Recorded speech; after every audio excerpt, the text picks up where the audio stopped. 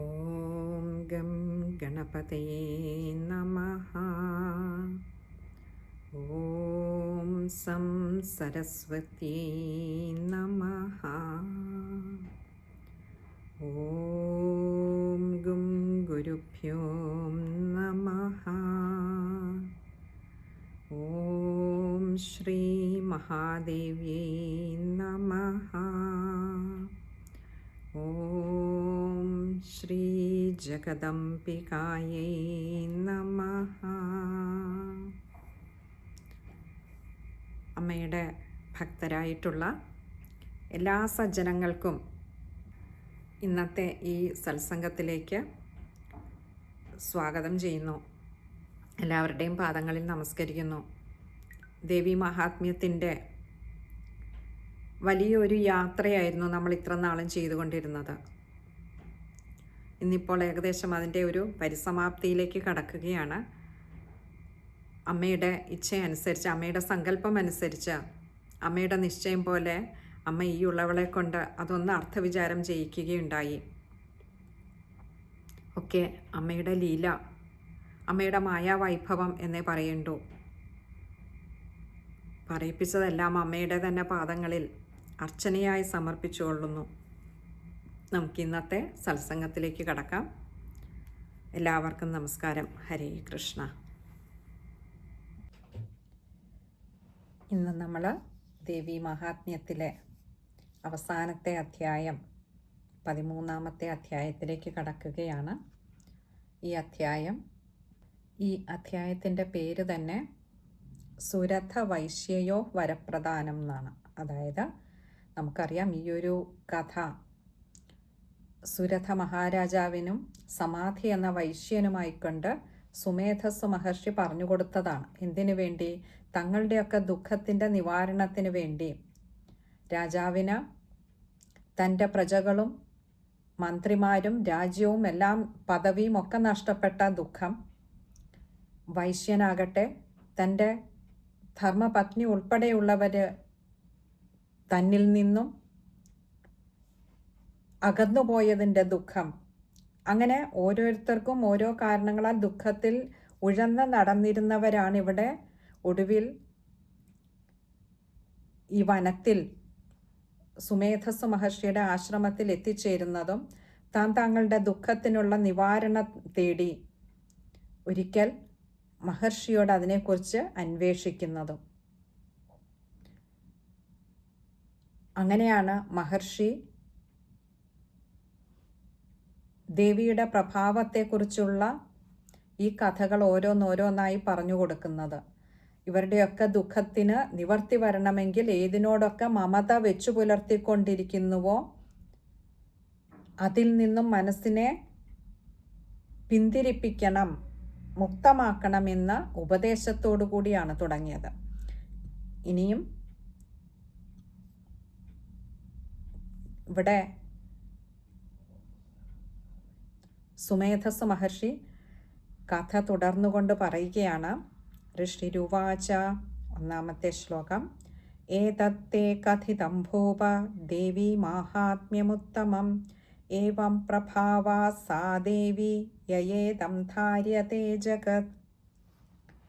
ഏതത്തേ കഥിതം ഭൂപ.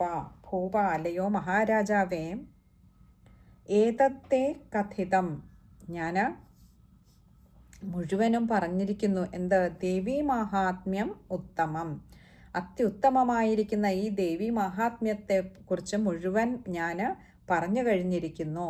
ഏവം പ്രഭാവാസാ ദേവി യയേദം ധാര്യതേ ജഗത്. നിങ്ങളത് മനസ്സിലാക്കിയാൽ തന്നെ, ഈ ഒരു ദേവി മഹാത്മ്യം വേണ്ട വിധത്തിൽ മനസ്സിലാക്കിയാൽ തന്നെ നിങ്ങളുടെ എല്ലാ വിഷാദത്തിനും മമത്വത്തിനുമൊക്കെ ശാന്തിയുണ്ടാകും. അതുകൊണ്ട് ഏവം പ്രഭാവാസാ ദേവി, അതുകൊണ്ട് ഈ നിത്യമായിട്ടുള്ള ഭഗവതിയെ തന്നെ ആശ്രയിക്കൂ. കാരണം ദേവിയുടെ ഈ പ്രഭാവം ഒന്നുകൊണ്ട് തന്നെയാണ് ദേവി യയേദം ധാര്യതേ ജഗത്ത്, ഈ ജഗത്തിനെ മുഴുവൻ ധരിച്ചിരിക്കുന്നതും ദേവി തന്നെയാണ്. ദേവിയുടെ രൂപം തന്നെയാണ് ജഗത്ത്. അങ്ങനെയുള്ള ഈ ദേവിയുടെ പ്രഭാവത്തെ ഞാൻ മുഴുവൻ പറഞ്ഞു കഴിഞ്ഞിരിക്കുന്നു. അപ്പോൾ ജഗത്തിനെ തന്നെ സൃഷ്ടിക്കുകയും സംരക്ഷിക്കുകയും ചെയ്യുന്ന ദേവിക്ക് ജഗത്തിലെ ഒരു സൃഷ്ടിയുടെ ദുഃഖത്തെ അല്ലെങ്കിൽ മനോവിഷമത്തെ ഇല്ലാതെയാക്കുക ബുദ്ധിമുട്ടുള്ള കാര്യമല്ല. ദേവിയെ തന്നെ വേണ്ട വിധത്തിൽ പൂജിച്ചോളൂ, ശരണം പ്രാപിച്ചോളൂ. നിങ്ങളുടെ അഭീഷ്ടങ്ങളൊക്കെയും സാധിച്ചു തരുവാനുള്ള കഴിവ് ആ ദേവിക്കുണ്ട് എന്നിങ്ങനെ ആ സുമേധസ് മഹർഷി തൻ്റെ അടുക്കൽ തങ്ങളുടെ ദുഃഖനിവാരണത്തിനായി വന്ന സുരഥ മഹാരാജാവിനോടും സമാധി എന്ന വൈശ്യനോടും പറയുന്നു. ഇനി രണ്ടാമത്തെ ശ്ലോകം. സാ യഥാ പ്രിയതേ പുംസാം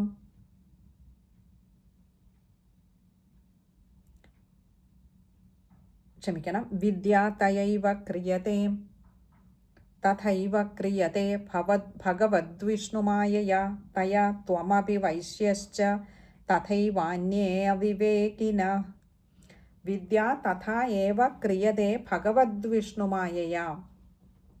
അതായത് ഭഗവദ്വിഷ്ണുമായയാ, വിഷ്ണുമായ കൊണ്ടാണത്രേ എന്ത് വിദ്യ തഥാ ഏവ ക്രിയതേ, വിദ്യയുണ്ടാക്കുന്നത്. അതേപോലെ തന്നെ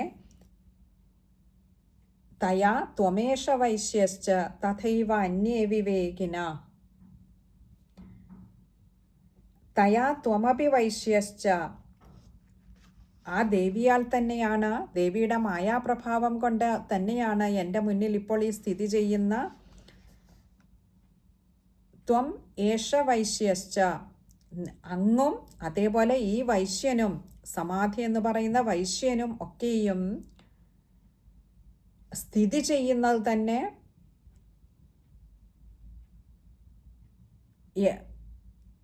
ഞാനിപ്പോൾ പറഞ്ഞ ഈ ദേവിയുടെ പ്രഭാവം കൊണ്ട് തന്നെയാണ്. ഇനിയും അതേ ദേവിയുടെ പ്രഭാവം കൊണ്ട് തന്നെയാണ് തഥ ഏവ അന്യേ അവിവേകിനഃ. അവിവേകിനഃ എന്ന് പറഞ്ഞാൽ വിവേകമില്ലാത്തവരെ പോലെ മോഹിതരായിരിക്കുന്നതും ഈ ദേവിയുടെ പ്രഭാവം തന്നെയാണ്. എല്ലാവരെയും മോഹിപ്പിക്കുന്നതും മായ കൊണ്ട് മോഹിതരാക്കുന്നതും ദേവി തന്നെയാണ്. ഇനി അടുത്തത് മൂന്നാമത്തെ ശ്ലോകം. മോഹ്യന്തേ മോഹിതാശ്ചൈവ മോഹമേഷ്യന്തി ചാപരേ താമുപൈഹി മഹാരാജ ശരണം പരമേശ്വരീം. മോഹ്യന്തേ മോഹിതാശ്ചൈവ, മോഹ്യന്തേ മോഹിപ്പിക്കുന്നു, ചിലർ മോഹിച്ചുകൊണ്ടേയിരിക്കുന്നു. മോഹിത ച ഏവ മോഹം ഏഷ്യന്തി ചാപരേ, ചിലരാകട്ടെ മോഹത്തെ തന്നെ പ്രാപിക്കുകയും ചെയ്യുന്നു.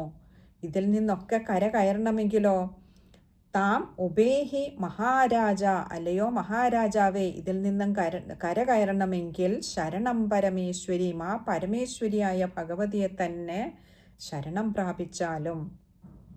ഇനി നാലാമത്തെ ശ്ലോകമാണ്. ആരാധിതാ സൈവ നൃണാം ഭോഗസ്വർഗാപവർഗത. ആരാധിത സൈവ സ ഏവ നൃണാം ഭോഗസ്വർഗാപവർഗത. ഇങ്ങനെ ദേവിയെ ആശ്രയിക്കുന്ന ഭക്തർക്ക്, ആരാധകർക്ക് സ ഏവ നൃണാം ഭോഗസ്വർഗാപവർഗത, ദേവി ആ ആരാധകന്റെ എല്ലാ ആഗ്രഹങ്ങളും നിവർത്തിയുണ്ടാക്കി കൊടുക്കുന്നതാണ്. അതുകൊണ്ട് ആ ദേവിയെ തന്നെ ആഗ്രഹിച്ചുകൊള്ളൂ. ഭോഗസ്വർഗാപവർഗത, അത് എന്ത് തന്നെ, ഇനി സ്വർഗം ആഗ്രഹിച്ചാൽ പോലും ദേവി അത് സാധിച്ചു കൊടുക്കുന്നതാണ്. അടുത്തത് അഞ്ചാമത്തെ ശ്ലോകമാണ്. മാർക്കണ്ഡേയ ഉവാച ഇതി തസ്യ വച ശ്രുത്വാ സുരഥഃ സ നരാധിപഃ പ്രണിപത്യ മഹാഭാഗം തം ഋഷിം സംശിതവ്രതം. ഇതി തസ്യ വച ശ്രുത്വാ, ഇപ്രകാരം ആ മഹർഷി പറഞ്ഞതെല്ലാം കേട്ടതിന് ശേഷം സുരഥഃ സ നരാധിപ, ആ സുരഥ രാജാവ് പ്രണിപത്യ മഹാഭാഗം തം ഋഷിം സംശിതവ്രതം, ആ പുണ്യവാനായിട്ടുള്ള മഹർഷിയെ നമസ്കരിച്ചു. പ്രണിപത്യ വന്ന് നമസ്കരിച്ചു. ഇനി അടുത്തത് ആറാമത്തെ ശ്ലോകമാണ്. നിർവിണ്ണോതി മമത്വേന രാജ്യാപഹരണേന ച ജഗാമ സഹ്യം തപസേ. സച വൈശ്യോ മഹാമുനെ നിർവിണ്ണോതി മമത്വേന അതിമമത്വം കൊണ്ടും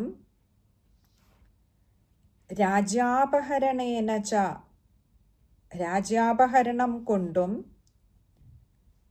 നിർവിണ്ണ അതിവിരക്തമാനസനായിരുന്ന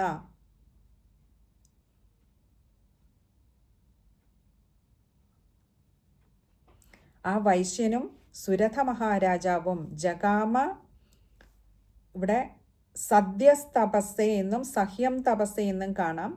സദ്യസ്തപസ്സയാവും കൂടുതൽ ശരിയെന്ന് തോന്നുന്നുണ്ട്. ജഗാമ അങ്ങനെയാണ് ഗുരു പറയാറുള്ളത്. സദ്യസ്തപസ്സേം ജഗാമ സദ്യസ്തപസ്സേം, ആ തപസ്സുകൊണ്ട് സഹ്യപർവ്വതത്തിൽ പോയിട്ട് തപസ്സിനായിട്ട് ആരംഭിച്ചു. സജ വൈശ്യോ മഹാമുനെ, അതായത് ആ മഹർഷിയുടെ സുമേധസ് മഹർഷിയുടെ ഈ ദേവി മഹാത്മ്യ കഥനത്തിൽ സംപ്രീതരായിത്തീർന്ന ഈ വൈശ്യനും സമാധി എന്ന് പറയുന്ന വൈശ്യനും സുരഥ മഹാരാജാവും കൂടി അവിടെ നിന്നും നേരെ ജഗാമ സദ്യസ്തപസ്സെ ഉടനെ പുറപ്പെട്ടു എന്നും വരാം, അല്ല സഹ്യസ്തപസ്സെ എന്നാണെങ്കിൽ സഹ്യപർവ്വതത്തിൽ പോയി തപസ്സിനായി ആരംഭിച്ചു. ഇനി അടുത്തത് 7ാമത്തെ ശ്ലോകമാണ്.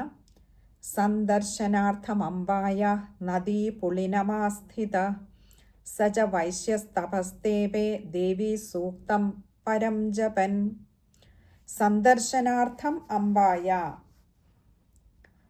അംബയായ ഭഗവതിയെ സന്ദർശിക്കുവാൻ, സുദർശനത്തിനായിക്കൊണ്ട് അമ്മയെ പ്രത്യക്ഷപ്പെടുത്തുവാനുള്ള അത്യാകാംക്ഷയോടുകൂടി നദീപുളിനമാസ്ഥിത, ആ സഹ്യപർവ്വതത്തിലുണ്ടായിരുന്ന നദീതീരത്തുള്ള ഒരു മണൽത്തിട്ടയിലാണ് ഈ സുരഥ മഹാരാജാവും വൈശ്യനും കൂടി ആസ്ഥിത ചെന്നിരുന്ന് തപസ് ചെയ്തത്. സജ വൈശ്യസ്തപസ്തേപേ ദേവീ സൂക്തം പരം ജപൻ. അവിടെ ചെന്നിട്ട് ഈ വൈശ്യനും അതേപോലെ ഈ രാജാവും തപസ് ആരംഭിച്ചു എന്ന് പറഞ്ഞു. ആ തപസ് ചെയ്തത് എങ്ങനെയാണ്? ദേവീ സൂക്തം പരം ജപൻ, ദേവീ സൂക്തത്തെ മാത്രം ജപിച്ചുകൊണ്ടാണ് തപസ് ചെയ്തത്. ഇനി അടുത്തത് 8ാമത്തെ ശ്ലോകമാണ്. തൗ തസ്മിൻ പുളിനെ ദേവ്യാ കൃത്വാ മൂർത്തിം മഹീമയീം അർഹണാം ചക്രദുസ്തസ്യ പുഷ്പധൂപാഗ്നിതർപ്പണൈ.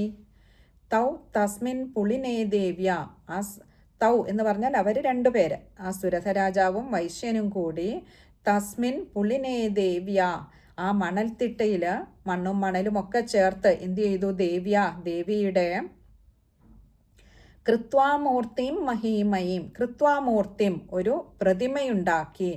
എന്നിട്ടോ മഹീമയീം അർഹണാം ചക്രദുസ്തസ്യ, അവിടെ ദേവിയെ അർഹണാം ചക്രദുസ്തസ്യ അവരെന്ത് ചെയ്തു? ആ പ്രതിമയുണ്ടാക്കിയതിലാണ് അവർ അർച്ചനകളും ഒക്കെ നടത്തി, അല്ലെങ്കിൽ വേണ്ട വിധത്തിൽ പൂജാദികൾ ചെയ്തത്. എങ്ങനെ? ഭൂമിയിൽ നിന്ന് കിട്ടുന്നതായിട്ടുള്ള, അവിടെ ആ ഒരു മണൽത്തിട്ടയിൽ നിന്നും അല്ലെങ്കിൽ ആ നദീതീരത്ത് എന്തൊക്കെ കിട്ടുമായിരുന്നോ, ജലം, ഗന്ധം, പുഷ്പം, അതേപോലെ ദീപം, പിന്നെ അവരാലാകുന്ന നിവേദ്യം ഒക്കെ സമർപ്പിച്ചുകൊണ്ട് അവർ അവിടെ ഇതൊക്കെയായിരുന്നു ആ മണൽത്തിട്ടയിൽ ഉണ്ടായിരുന്നത്. അതുകൊണ്ട് തന്നെ ഇതൊക്കെ അവരാൽ കഴിയും വിധത്തിലൊക്കെ ദേവിക്ക് സമർപ്പിച്ചുകൊണ്ടാണ് അവർ ദേവിക്ക് തപസ് ചെയ്ത, ദേവി പ്രീതിക്കായിക്കൊണ്ട്.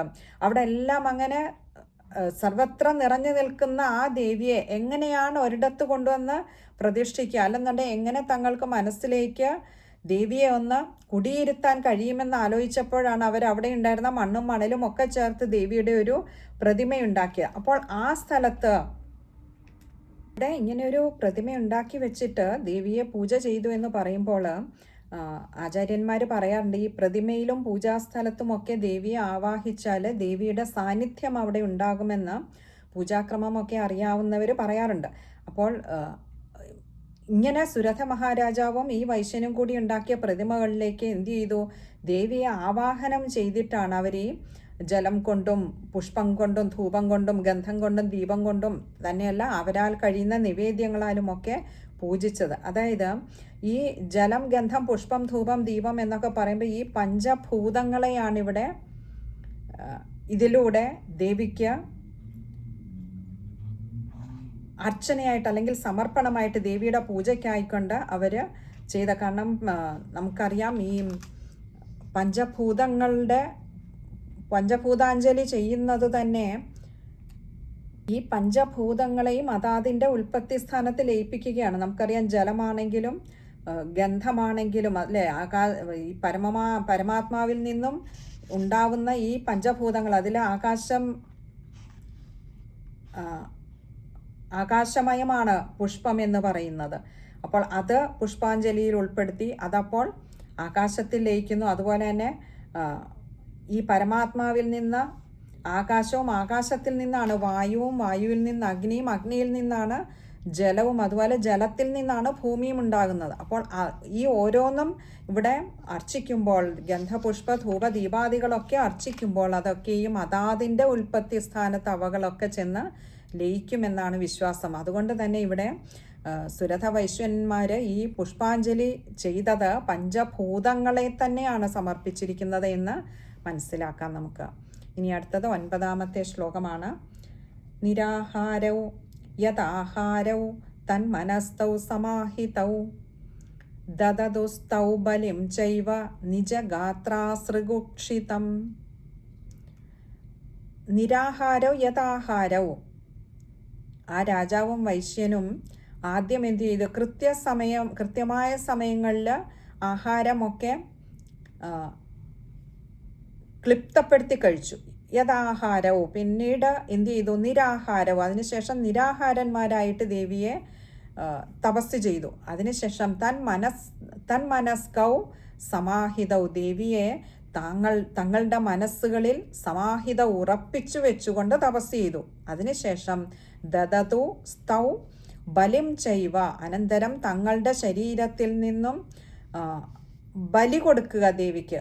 എങ്ങനെ? നിജഗാത്രാസൃഗുക്ഷിതം, തങ്ങളുടെ തന്നെ ശരീരത്തിൽ നിന്നും രക്തമുണ്ടാക്കിയിട്ട് ഭൂതഗണങ്ങൾക്ക് ബലി നടത്തി അവരെയും എന്തു ചെയ്തു? സന്തുഷ്ടരാക്കി. അതായത് ദേവിയെ പ്രീതിപ്പെടുത്തുവാൻ ഇവർ ചെയ്ത തപസ്സിൻ്റെ മാർഗങ്ങളാണ് ഇവിടെ വർണ്ണിക്കുന്നത്. ഇനി അടുത്തത് 10ാമത്തെ ശ്ലോകമാണ്. ഏവം സദാരാധയതോസ്ത്രിഭിർ വർഷൈര്യതാത്മനോ പരിതുഷ്ട ജഗദ്ധാത്രി പ്രത്യക്ഷം പ്രാഹ ചണ്ഡികാം. ഏവം സമാരാധയതോ അല്ലെങ്കിൽ സദാരാധയതോ, ഇപ്രകാരം ദേവിയെ നന്നായി തന്നെ ആരാധിച്ചു.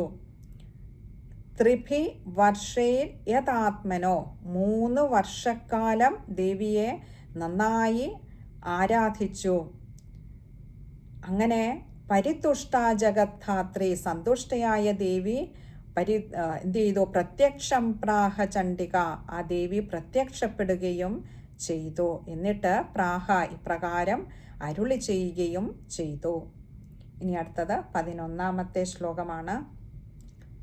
ദേവ്യുവാച യത് പ്രാർത്ഥ്യതേ ത്വയാ ഭൂപ ത്വയാ ച കുലനന്ദന മത്തസ്തദ് പ്രാപ്യതാം സർവം പരിതുഷ്ടാ ദദാമി വാം. യത് പ്രാർത്ഥ്യതേ ത്വയാ ഭൂപ, ഭൂപ അല്ലയോ മഹാരാജാവേ, ത്വയാ ച കുലനന്ദന, കുലനന്ദനായിട്ടുള്ള വൈശ്യ, യത് പ്രാർത്ഥ്യതേ ത്വയാ, നിങ്ങൾ രണ്ടുപേരും, നിങ്ങൾ ഓരോരുത്തർക്കും എന്താണ് ആഗ്രഹമുള്ളത്, നിങ്ങൾ എന്ത് മനസ്സിൽ വിചാരിച്ചിട്ടാണ് എന്നെ തപസ് ചെയ്തത്, എന്നെ കണ്ടു പ്രാർത്ഥിച്ചത്. മത്തസ്തത് പ്രാർത്ഥ്യതാം സർവം, മത തത് സർവം പ്രാർത്ഥ്യതാം പരിതുഷ്ടാ ദദാമിവാം. അങ്ങനെ നിങ്ങൾ എന്നോട് അതെന്താണോ എന്നോട് അപേക്ഷിച്ചത്, തത് സർവം, അത് എല്ലാം തന്നെയും, നിങ്ങൾ അപേക്ഷിച്ചതെല്ലാം ഞാൻ സന്തുഷ്ടയായിട്ട് പരിതുഷ്ടാ ദദാമി, ഞാൻ സന്തുഷ്ടയായി തരുവാൻ ഞാൻ സന്നദ്ധയായിരിക്കുന്നു എന്ന് ദേവി ഒടുവിൽ പ്രത്യക്ഷപ്പെട്ടിട്ട് രാജാവിനോടും വൈശ്യനോടുമായി പറഞ്ഞു. ഇനി അടുത്തത് മാർക്കണ്ഡേയ ഉവാച. നമുക്കറിയാം ഇത് മാർക്കണ്ഡേയ പുരാണത്തിൽ നിന്നും എടുത്തിട്ടുള്ളവയാണ്. അവിടെ വീണ്ടും പുരാണത്തിലേക്ക് കടക്കുകയാണ്. മാർക്കണ്ഡേയ ഉവാച. മാർക്കണ്ഡേയ ഇപ്രകാരം പറഞ്ഞു. എന്താ പറഞ്ഞ മാർക്കണ്ഡേയ മഹർഷി?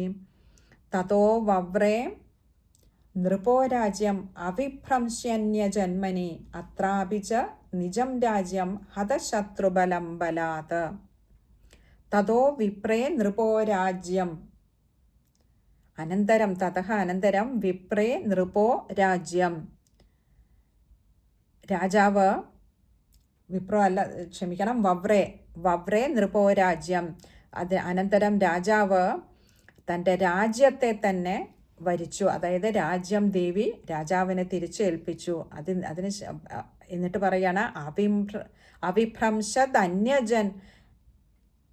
അവിഭ്രംശന്യ ജന്മനി അത്രാപി ച നിജം രാജ്യം ഹത ശത്രുബലം ബലാത്.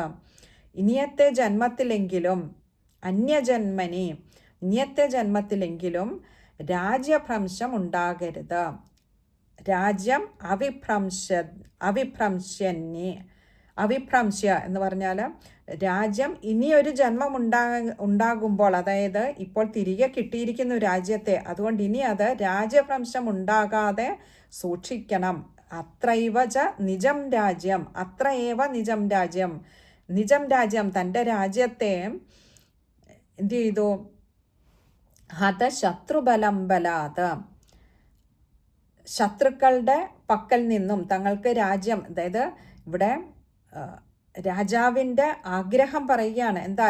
ശത്രുക്കളുടെ ബലത്തെയൊക്കെ നശിപ്പിച്ചിട്ട് അവരുടെ കയ്യിൽ നിന്നും തൻ്റെ രാജ്യത്തെ തനിക്ക് കിട്ടണം, അതാണ് തങ്ങളുടെ ആവശ്യം എന്നുള്ളത് പറയുകയാണ്. അപ്പോൾ അങ്ങനെ തിരിച്ചു കൊടുത്താൽ ഇനിയൊരു ജന്മത്തിൽ, അതായത് ഇനിയും തൻ്റെ കയ്യിൽ വരുന്ന ഈ രാജ്യം വീണ്ടും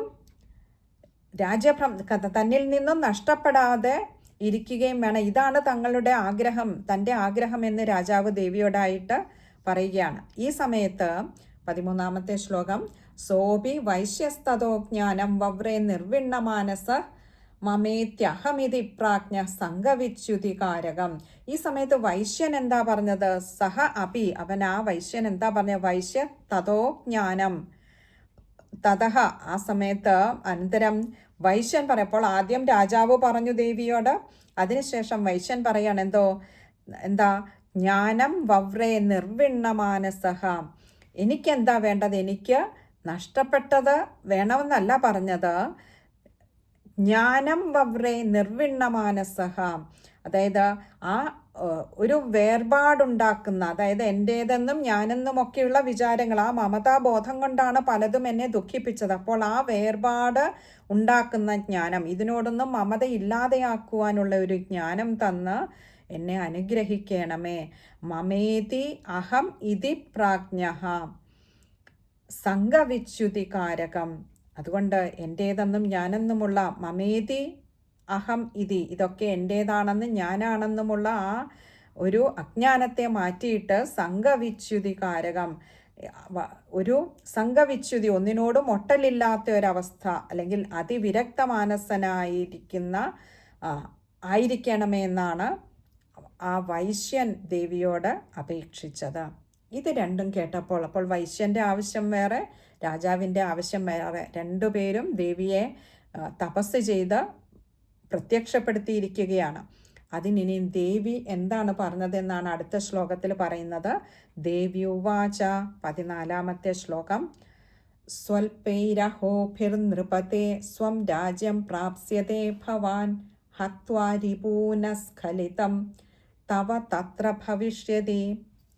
സ്വൽപൈരഹോഭിർനൃപതേ സ്വരാജ്യം പ്രാപ്സ്യതേ ഭവാൻ. അതായത് അവരുടെ പ്രാർത്ഥനകൾ ദേവി കൈക്കൊണ്ടിട്ട് അവരെ ഇങ്ങനെയാണ് അനുഗ്രഹിച്ച. എന്താ?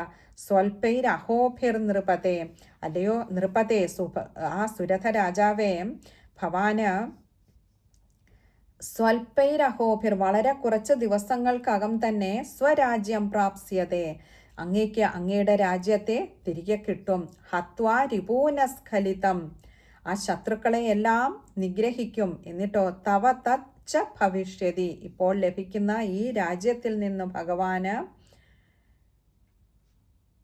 യാതൊരു തരത്തിലുള്ള ഭ്രംശവും ഉണ്ടാവുകയില്ല. എന്ന് പറഞ്ഞാൽ അങ്ങേക്ക് ഈ രാജ്യം ഇനിയും നഷ്ടപ്പെടില്ല, ഇത് അങ്ങയുടേത് തന്നെയായിട്ട് നിലനിൽക്കുകയും ചെയ്യും.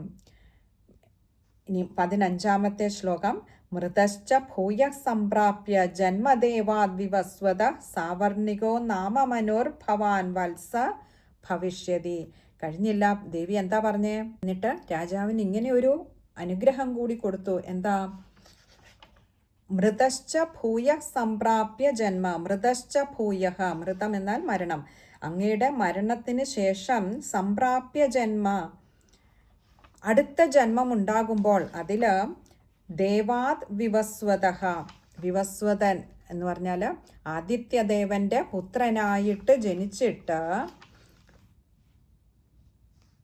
സാവർണികോ നാമമനോ ഭവാൻ ഭുവി ഭവിഷ്യതി. ആ ജനിക്കുമ്പോൾ അങ്ങ് ഏത് നാമത്തിൽ അറിയുന്ന? സാവർണികോ നാമമനുഹു. സാവർണി എന്ന മനുവായിട്ട് അങ്ങ് തീരുകയും ചെയ്യും. അതായത് അടുത്ത മന്വന്തരത്തിൻ്റെ അധിപനായി അങ്ങ് തീരുകയും ചെയ്യും. അങ്ങനെ വളരെ ക്ലേശിച്ചൊക്കെ തപസ് ചെയ്ത് ഞാൻ പ്രത്യക്ഷപ്പെട്ടപ്പോൾ എന്നോട് ആവശ്യപ്പെട്ട വരം വെറും തുച്ഛമായിട്ടുള്ള ഒരു വരമായിരുന്നു ചോദിച്ചതല്ലേ. ആ പോയ രാജ്യം തിരിച്ചു കിട്ടണം, അത് എനിക്ക് തന്നെ നിലനിൽക്കണം, ഇങ്ങനെയൊക്കെ മാത്രമായിരുന്നു പറഞ്ഞതെങ്കിൽ അത് ഞാൻ അനുഗ്രഹപൂർവ്വം നിനക്ക് ഞാൻ തന്നിരിക്കുന്നു എന്ന് തന്നെയല്ല, അങ്ങയുടെ അല്ലയോ സുരഥ രാജാവെ, അങ്ങയുടെ തപസ്സിലുള്ള സംതൃപ്തി കൊണ്ട് ഞാൻ അങ്ങേക്ക് വിശേഷവിധിയായിട്ട് ഈ മന്വന്തരാധിപത്യവും കൂടി തരികയാണ് എന്ന് പറഞ്ഞ് രാജാവിനെ അനുഗ്രഹിച്ചു. ഇനി അടുത്ത ശ്ലോകം 16ാമത്തെ ശ്ലോകത്തിൽ വൈശ്യൻ എങ്ങനെയാണ് ദേവി അനുഗ്രഹം കൊടുത്തത് എന്നാണ് പറയുന്നത്. നമുക്ക് നോക്കാം. വൈശ്യവര്യ ത്വയായശ്ച വരോസ്മത്തോഭിവാഞ്ചിത തം പ്രയച്ഛാമി സംസിദ്ധ്യൈ തവ ജ്ഞാനം ഭവിഷ്യതി. വൈശ്യവര്യ അല്ലയോ ശ്രേഷ്ഠനായിട്ടുള്ള വൈശ്യ സമാധി, അങ്ങയ്ക്ക് ത്വയായശ്ച വരോസ്മത്തോഭിവാഞ്ചിത. ത്വയായശ്ച അങ്ങയാൽ യാതൊരു വരമാണോ? വരോ അസ്മത് അഭിവാഞ്ചിത. അങ്ങയാൽ ഏതൊരു വരമാണോ എന്നിൽ നിന്നും ലഭിക്കണമെന്ന് അങ്ങ് ആഗ്രഹിച്ചത്. അഭിവാഞ്ചിത, അസ്മത്തോ അഭിവാഞ്ചിത, എന്നിൽ നിന്നും ഏതൊരു വരമാണോ അങ്ങ് ആഗ്രഹിച്ചത്. തം പ്രയച്ഛാമി സംസിദ്ധേ, ആ വരം അങ്ങയ്ക്ക് ഞാൻ നൽകുന്നു. തവ ജ്ഞാനം ഭവിഷ്യതി, അങ്ങനെ മോക്ഷപ്രദായകമായിട്ടുള്ള ആ ജ്ഞാനം അങ്ങയ്ക്ക് ഭവിഷ്യതി ഉണ്ടാകട്ടെ. അങ്ങയുടെ തപസ്സിൽ ഞാൻ സന്തുഷ്ടയായിരിക്കുന്നു. എന്താ അങ്ങയ്ക്ക് വേണ്ടത്? ഇനിയും ഒന്നും ഈ ലോകത്ത് നേടാനില്ല. അതുകൊണ്ട് തന്നെ അങ്ങയോട് ഇനി അങ്ങനെ പറയേണ്ടതില്ല. അടുത്ത ഒരു സ്ഥാനം അങ്ങയ്ക്ക്, ഒരു മനുവായിട്ടോ അല്ലെങ്കിൽ മറ്റേതെങ്കിലും ഒരു സ്ഥാനമോ അങ്ങയ്ക്ക് ലഭിക്കേണ്ടതില്ല. അങ്ങ് എന്നോട് ചോദിച്ചത് ഇതിനുമൊക്കെ മുകളിലുള്ള ആ പരമമായ ജ്ഞാനമാണ് എന്നതുകൊണ്ട് അങ്ങയ്ക്ക് ഞാൻ അത് തന്ന് അനുഗ്രഹിക്കുന്നു. അങ്ങയുടെ തപസ്സിൽ ഞാൻ സന്തുഷ്ടയായിരിക്കുന്നു. മോക്ഷപ്രദായകമായിട്ടുള്ള എല്ലാ ബന്ധനങ്ങളിൽ നിന്നും മനസ്സിനെ വിമുക്തമാക്കുന്ന പരമമായ ശ്രേഷ്ഠമായ അറിവ് ഞാൻ അങ്ങയ്ക്ക് അനുഗ്രഹമായി നൽകുന്നു. അങ്ങയുടെ തപസ് എന്നെ വളരെയേറെ സംപ്രീതയാക്കിയിരിക്കുന്നു എന്ന് പറഞ്ഞ ദേവി അനുഗ്രഹം കൊടുത്തു വൈശ്യനും. ഇനി അടുത്തത് മാർക്കണ്ഡേയൻ വീണ്ടും കഥ തുടരുകയാണ്. മാർക്കണ്ഡേയ ഉവാച ഇതി ദത്വാ തയോർദേവി യഥാഭിലഷിതം വരം ബഭൂവാന്തർഹിതാ സദ്യോ ഭക്ത്യാ താഭ്യാമഭിഷ്ടുത. 17ാമത്തെ ശ്ലോകത്തിൽ ഇതി ദത്വാ തയോർദേവി, തയോർദത്വ ഇതി ദേവി, ദേവി ഇപ്രകാരം അവർക്ക് രണ്ടുപേർക്കും അവരവർ, തയോഹ് എന്ന് പറഞ്ഞാൽ അവർ രണ്ടുപേരും അവരാഗ്രഹിച്ചതായിട്ടുള്ള വരത്തെയൊക്കെ നൽകിയിട്ട് യഥാഭിലഷിതം വരം, അതായത് അവരാഗ്രഹിച്ച യഥാ അഭിലഷിതം വരം, ഏതൊരു വരമാണോ അവരാഗ്രഹിച്ചത് അത് രണ്ടുപേർക്കും നൽകിയിട്ട് ബഭൂവ അന്തർഹിത സദ്യോ, സദ്യ പെട്ടെന്ന് തന്നെ ബഭൂവ അന്തർഹിത, ദേവി അവിടെ നിന്നും അപ്രത്യക്ഷയായി പോയി മറഞ്ഞു. ഭക്ത്യാ താഭ്യാം അഭിഷ്ടുത, അവർ രണ്ടുപേരും എന്ത് ചെയ്തു? ഭക്ത്യാ താഭ്യാം അഭിഷ്ടുത. അവർ രണ്ടുപേരും ഭക്ത്യാ വളരെ ഭക്തിയോടുകൂടി അഭിഷ്ടുത സ്തുതിച്ച് അങ്ങനെ ദേവിയെ സ്തുതിച്ചുകൊണ്ട് നിൽക്കുമ്പോൾ തന്നെ വളരെ പെട്ടെന്ന് തന്നെ ദേവി അവിടെ നിന്നും അവരാഗ്രഹിച്ചതുപോലെ അവരെന്താണോ ദേവിയോട് അപേക്ഷിച്ചത് അത് നൽകിയിട്ട് അവിടെ നിന്നും അപ്രത്യക്ഷയായി. ഇനിയും ദേവി മഹാത്മ്യത്തിലെ അവസാനത്തെ ശ്ലോകമാണ് 18ാമത്തെ ശ്ലോകം. ഇത്തം ദേവ്യാ വരം ലബ്ധ്വാ സുരഥ ക്ഷത്രിയർഷഭ സൂര്യാജന്മ സമാസാദ്യ സാവർണോ ഭവിതാമനു. ഇത്തം ദേവ്യാ വരം ലബ്ധ്വാ, ഇപ്രകാരം ദേവിയിൽ നിന്നും വരം ലഭിച്ചിട്ട് സുരഥ ക്ഷത്രിയർഷഭ, ആ സുരഥ രാജാവ്, ക്ഷത്രിയ ശ്രേഷ്ഠനായിട്ടുള്ള സുരഥ രാജാവ് തനിക്ക് നഷ്ടമായ രാജ്യവും വിഭവങ്ങളും എല്ലാം ലഭിച്ചതിന് ശേഷം സൂര്യാജന്മ സമാസാദ്യ, സൂര്യപുത്രനായി വീണ്ടും ജനിച്ച് സാവർണോ ഭവിതാമനോ, സാവർണി എന്ന മനുവായി ഭവിച്ചു, അല്ലെങ്കിൽ ആ മന്വന്തരാധിപനായി തീരുകയും ചെയ്തു. നമ്മൾ ഇതിൻ്റെ തുടക്കത്തിൽ ദേവീ മഹാത്മ്യം തുടങ്ങുന്നത് തന്നെ ആ സൂര്യപുത്രനായ 8ാമത്തെ മനുവായിട്ടുള്ള സാവർണിയുടെ കഥ, അതിൻ്റെ ഉൽപ്പത്തി, എങ്ങനെയാണ് സാവർണി മനു ഉണ്ടായത് എന്നും അതിൻ്റെ ആ സാവർണി മനുവിൻ്റെ കഥയാണ് പറഞ്ഞു തുടങ്ങുന്നത് തന്നെ അല്ലേ. സാവർണി സൂര്യതനയോ യോ മനു കഥ്യതേഷ്ടമ നിശാമയ തതുത്പത്തിം വിസ്തരാദ്ഗതോ മമ. ഇവിടെ 8ാമത്തെ മനുവായിട്ടുള്ള സാവർണിയുടെ ഉൽപ്പത്തിയുടെ കഥ മാർക്കണ്ഡേയൻ ക്രോഷ്ടുകിയോട് പറഞ്ഞു കൊടുക്കുകയാണ്. ആ പറയുമ്പോഴാണ് മഹാമായയുടെ വൈഭവത്തെക്കുറിച്ച് വളരെ അനുഭാവപൂർവ്വം ക്രോഷ്ടുകിയോട് പറഞ്ഞു കൊടുക്കുന്നതായിട്ടായിരുന്നു തുടങ്ങിയത് തന്നെ. ഇവിടെ ആ 8ാമത്തെ മനു എങ്ങനെയാണ് ഉണ്ടായത്, 7ാമത്തെ വൈവസ്വത മനുവിൻ്റെ ആ ഒരു കാലത്തിന് ശേഷം 7ാമത്തെ മനു തന്നെ, ആ വൈവസ്വത മനു തന്നെ നമ്മൾ പറഞ്ഞു മത്സ്യമൂർത്തിയുടെ അനുഗ്രഹം കൊണ്ടാണ് മന്വന്തരാധിപത്യം നേടിയത് എന്ന് പറഞ്ഞിരുന്നു. അതിനുശേഷമാണ് ഈ 8ാമത്തെ മനുവിൻ്റെ, സാവർണി മനുവിൻ്റെ ഉത്ഭവഹേതു വിസ്തരിച്ചു പറയുന്നതും അതുപോലെ തന്നെ സാവർണി മനുവിൻ്റെ പൂർവവൃത്താന്തം, അതായത് സുരഥ രാജാവിൽ നിന്നും സാവർണി മനുവിലേക്കുള്ള ആ ഒരു പ്രയാണത്തിൻ്റെ കഥ മാർക്കണ്ഡേയൻ ക്രോഷ്ടുകിയോട് പറയുന്നത്. ഇവിടെ ആ കഥയാണ് പറഞ്ഞു നിർത്തിയത്. എങ്ങനെയാണ് സുരഥ രാജാവ് സാവർണി മനുവായി ഭവിച്ചത് എന്ന് പറഞ്ഞു നിർത്തുകയാണ് 18ാമത്തെ ശ്ലോകത്തിലെ. ജഗദംബികയുടെ അനുഗ്രഹം കൊണ്ട് വരം ലഭിച്ച ആ ക്ഷത്രിയ ശ്രേഷ്ഠനായിട്ടുള്ള സുരഥ രാജാവ് തനിക്ക് നഷ്ടപ്പെട്ട രാജ്യവും സമ്പത്തുക്കളും ഒക്കെ തിരികെ ലഭിക്കുക മാത്രമല്ല, പിന്നീടുള്ള ജന്മത്തിൽ സൂര്യപുത്രനായി ജനിച്ച് 8ാമത്തെ മനുവായിട്ട് ജഗദംബികയുടെ അനുഗ്രഹം കൊണ്ട് 8ാമത്തെ മനുവായ സാവർണിയായി മാറി എന്ന് പറഞ്ഞു നിർത്തുകയാണ്. അങ്ങനെ ശ്രീ മാർക്കണ്ഡേയൻ ഇവിടെ ക്രോഷ്ടുകിക്ക് ദേവിയുടെ സത്വരജസ് തമോ ഗുണ പ്രധാനമായിട്ടുള്ള എല്ലാ അവതാരങ്ങളെയും അതുപോലെ തന്നെ ഓരോ അവതാരത്തിലെയും ദേവിയുടെ മഹിമകളെയും പറഞ്ഞറിയിപ്പിച്ചിട്ട് ദേവി മഹാത്മ്യം സവർണി മനുവിൻ്റെ ജനനം വരെ പറഞ്ഞുകൊണ്ട്, ഉത്ഭവം പറഞ്ഞുകൊണ്ട്, തുടക്കം എന്തായിരുന്നുവോ ഞാൻ പറഞ്ഞു തരാമെന്ന് പറഞ്ഞിരുന്നത് അതിനെ പറഞ്ഞുകൊണ്ടിവിടെ ദേവിയുടെ മഹാത്മ്യത്തിലൂടെ അവസാനിപ്പിക്കുകയാണ്. അമ്മയുടെ കൃപ കൊണ്ട് ദേവി മഹാത്മ്യം ഈ 13 അധ്യായങ്ങൾ നമുക്കൊന്ന് അർത്ഥവിചാരം ചെയ്യുവാൻ കഴിഞ്ഞു. അമ്മ പറയിപ്പിച്ച വാക്കുകളൊക്കെ അമ്മയുടെ ഒരു മായാപ്രഭാവം തന്നെയാണ്, അതിൻ്റെ വൈഭവം തന്നെയാണ്. ഒരു ശ്രേഷ്ഠനായ ഗുരു പറഞ്ഞിട്ടുള്ളതുപോലെ അമ്മ യന്ത്രിയും ഞാൻ വെറും യന്ത്രവും മാത്രമാണ്. ഈ ഉള്ളവളെ കൊണ്ട് യന്ത്രിയായ അമ്മ പറയിപ്പിച്ചതാണ് ഇതിലെ ഓരോ വാക്കുകളും. അതുകൊണ്ട് തന്നെ ഈ വാക്കുകൾക്ക് അമ്മ മാത്രമാണ് അധികാരി. ഈ ഉള്ളവൾ വെറും യന്ത്രമാണെന്ന് അറിഞ്ഞുകൊണ്ട് തന്നെ അമ്മ പറയിപ്പിച്ച വാക്കുകളൊക്കെ അമ്മ തന്നെയാണ് അതിനുള്ള ഏക അധികാരി എന്നറിഞ്ഞുകൊണ്ട് അമ്മയുടെ പാതാരവിന്ദങ്ങളിൽ വാക്കുകൾ കൊണ്ട് അർച്ചന നടത്തി സമർപ്പിക്കട്ടെ, സ്വീകരിക്കണമേ എന്ന അമ്മയോട് കേണപേക്ഷിച്ചുകൊണ്ട്, തെറ്റുകുറ്റങ്ങൾ പൊറുക്കണമേ എന്ന് അപേക്ഷിച്ചുകൊണ്ട് സർവത്ര ദേവീ നാമസങ്കീർത്തനം. ശ്രീ മഹാദേവ്യൈ നമഃ. സാവർണിർഭവിതാ മനു ഇതി ശ്രീമാർക്കണ്ഡേയപുരാണേ സാവർണികേ മന്വന്തരേ ദേവീ മാഹാത്മ്യേ സുരഥവൈശ്യയോർവരപ്രധാനം നാമ ത്രയോദശോऽധ്യായഃ.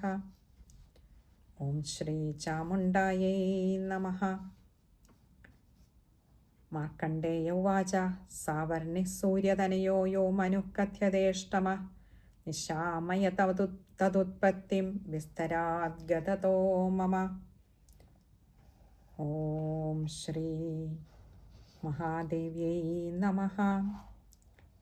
ഓം ശ്രീ ചാമുണ്ഡായൈ നമഃ. സർവത്ര ദേവീ നാമസങ്കീർത്തനം. ശ്രീ മഹാദേവ്യൈ നമഃ. ദേവീ മഹാത്മ്യം കഥനവും പാരായണവുമൊക്കെ നമ്മളെ ഇവിടം കൊണ്ട് നിർത്തിക്കാതെ അമ്മ തുടർന്നും നമ്മളെ കൊണ്ട് ഇതൊക്കെ ചെയ്യിക്കട്ടെ എന്ന് പ്രാർത്ഥിച്ചുകൊണ്ടാണ് അതിന് തുടർച്ചയെന്നോണം 1-ാമത്തെ അധ്യായത്തിൻ്റെ 1-ാമത്തെ ശ്ലോകം പാരായണം ചെയ്തിവിടെ നമ്മൾ സമർപ്പിക്കുന്നത്. ഈ സത്സംഗത്തിൽ ഈ ഒരു യാത്രയിൽ ദേവി മഹാത്മ്യ അർത്ഥവിചാര യാത്രയിൽ ഈ സത്സംഗത്തിൽ കൂടിയ എല്ലാ ഭക്തജനങ്ങളുടെയും പാദങ്ങളിൽ നമസ്കാരം അർപ്പിച്ചുകൊണ്ട് നമുക്ക് ഈ സത്സംഗം ഇവിടെ അവസാനിപ്പിക്കാമെന്ന് കരുതുന്നു. അമ്മയുടെ എല്ലാ ഭക്തർക്കും സുരഥനും വൈശ്യനും കൊടുത്ത പോലത്തെ എല്ലാ അനുഗ്രഹങ്ങളും അമ്മ ചൊരിയട്ടെ എന്ന് പ്രാർത്ഥിക്കുന്നു. ഹരേ കൃഷ്ണ.